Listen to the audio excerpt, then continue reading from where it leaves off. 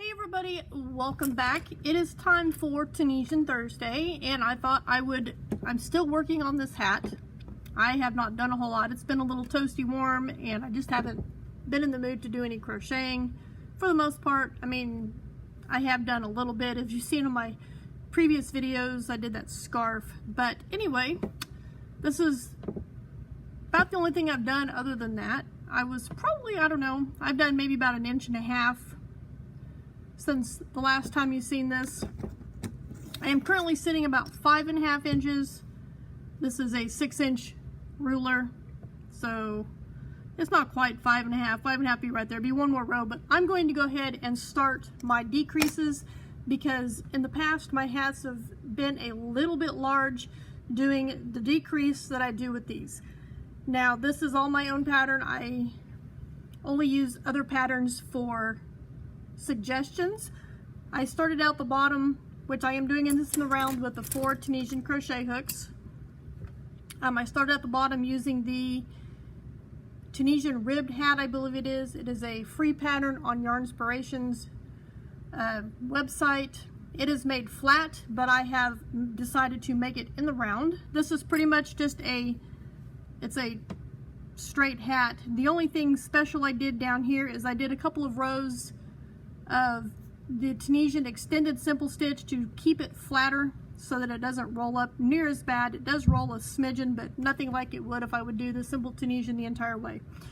And then for my decrease, I did also do a couple of increases. I had 78 stitches, which is 2 more than what the original pattern that I used for my base said to do, but that's fine. I did increase 2 more stitches just randomly. One of them is right there. I don't know if you can see, there's an extra, it kind of winds up, there's an extra stitch there, and I tried to put one on the other side, not, you know, not close together, but not too far apart, you know what I mean?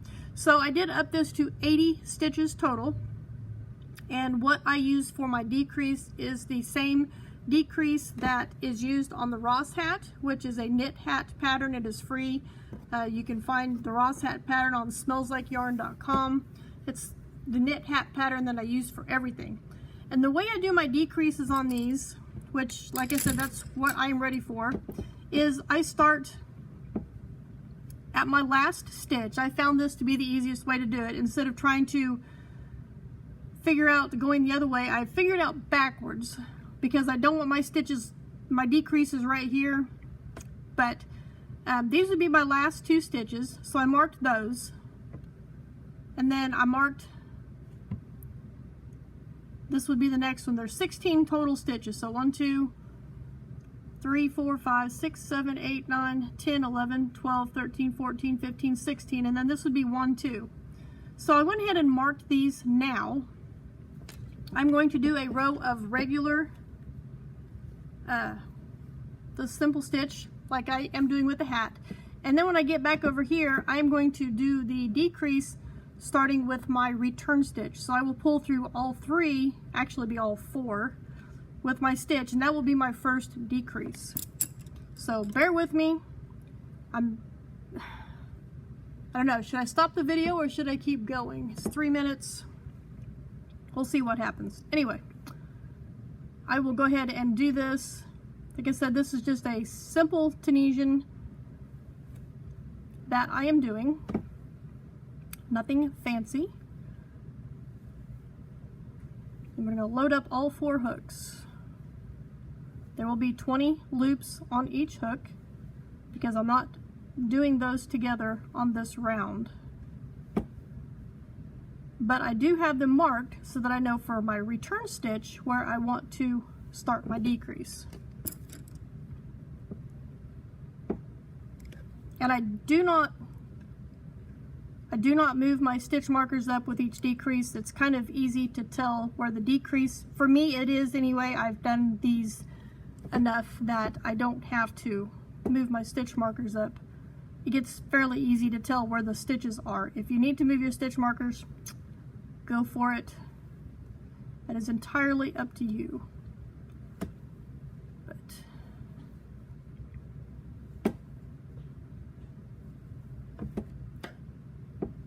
oops.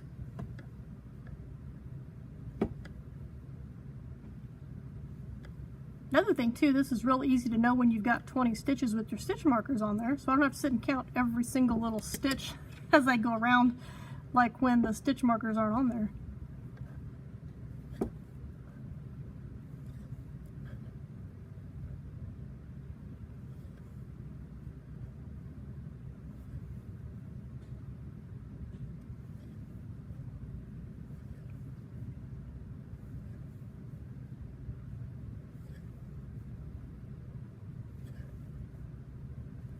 Normally when I would do decreases, what I would do would be to do those two together like that, but I have found that it just kind of looks weird on this hat. I don't know. I used to do it that way, and then I decided to try it with the return stitch first to, I guess, start the decrease, and I think it looks a lot better, a lot cleaner doing the decrease with the return stitch than doing it with the forward stitch. Looks like a lot of loops there. Am I missing a hook? What have I done? Oh, I know why, because that's not 20, that's 16. Well, we'll make it work. I'm not pulling those out because I don't want to do it all over again. We can make it work. Yeah, we're doing it 16. Not 20, because that is, 16 is a multiple of 8. 20 is not. I don't know what I was thinking. I obviously wasn't thinking very well, but I will admit, I am not very good with numbers in the first place. So that is my excuse. It's not an excuse, that is the facts. I am not good with numbers at all.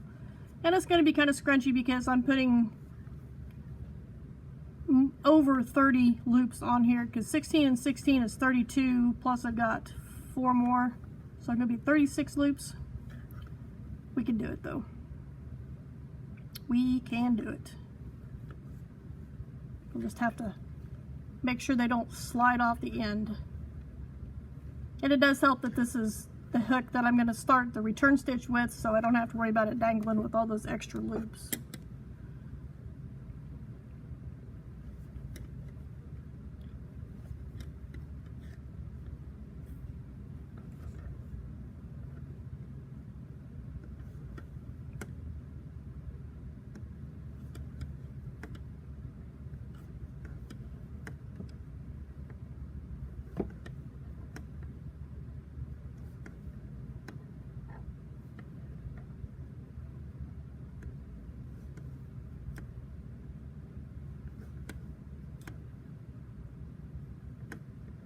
Gonna be a little tricky because that last loop is always tricky to get a needle through, or not a needle, a hook through, because it gets pulled down. Alright, so that is the remainder of them, and then just what I've showed you before, how I join. You can go back and watch my previous videos for that. Oops. Can be tricky.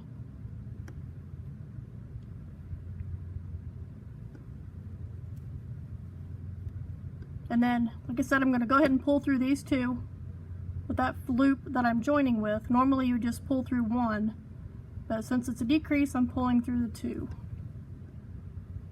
And then when I get to my next stitch marker, I will pull through those 2 loops.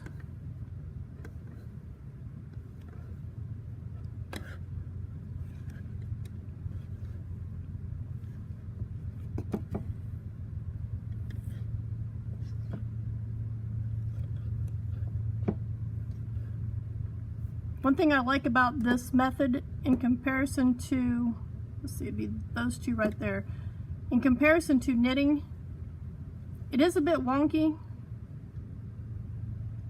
with the 4, kind of like with DPNs, but at least I don't have to worry about them falling off. If they do fall off, it's super easy to pick them back up. It's not like you've lost an entire section down because you've dropped a stitch. Very rarely anymore do I have to frog back because I lost a stitch on my hook. It does happen occasionally, but not very often. Drop that. I'm going to pick that up with this. And then this is the one that I'm pulling through 2 on, because it is my decrease stitch.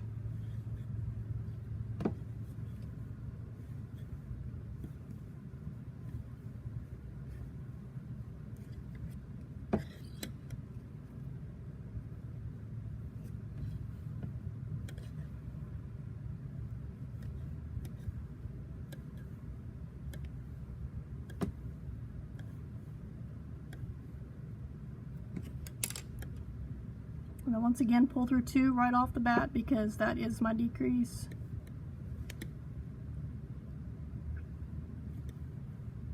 You may think, but it doesn't look like a decrease. Just hold on. It just kind of looks like I messed up. But be patient with me and I will show you how it changes once we go back to the forward stitch, or the simple Tunisian. And once again, I'm not doing this as a tutorial. I am just showing you how I do it. I'm sure there's other ways. I know there's other ways to do this, but I have not seen anybody else do anything like this. So yeah, anyway. That's my 2. So once again, we pull through 2 and we are on the home stretch.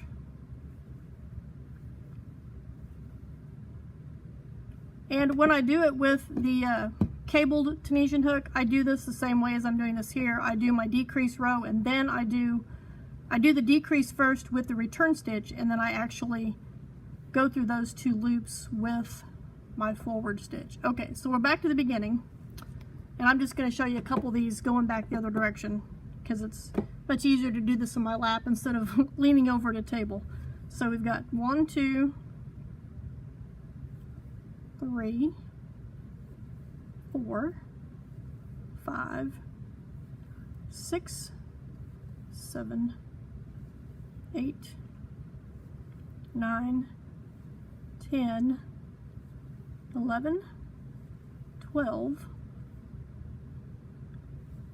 13, 14, and here's our decrease, 15, 16.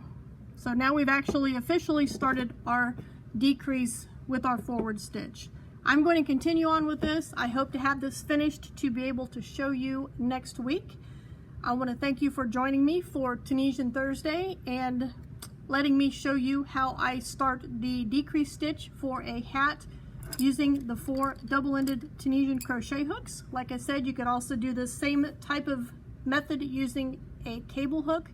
I've also done a couple of videos on that as well. So thank you for joining me once again, and I will see you in my next video.